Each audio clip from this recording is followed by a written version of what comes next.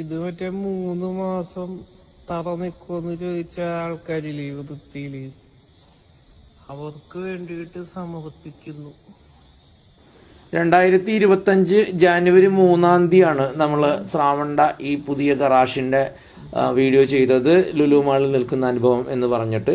അന്ന് അതിൽ ചില ആളുകളെങ്കിലും നെഗറ്റീവ് കമന്റ് ഒക്കെ ഇട്ട്, കാരണം ഇതൊരു ആരംഭശൂരത്വം മാത്രമേ ഇത് കണ്ടിന്യൂ ചെയ്യാൻ പറ്റുള്ള സാധ്യതയില്ല നമ്മുടെ ഗറാഷുകളുടെ വർക്ക് വെച്ച് നോക്കുമ്പോൾ എന്ന് പറഞ്ഞിരുന്നു. പക്ഷെ ഇന്നിതിപ്പോൾ 6-ാം മാസത്തിന്റെ സ്റ്റാർട്ടിംഗ് ആണ്.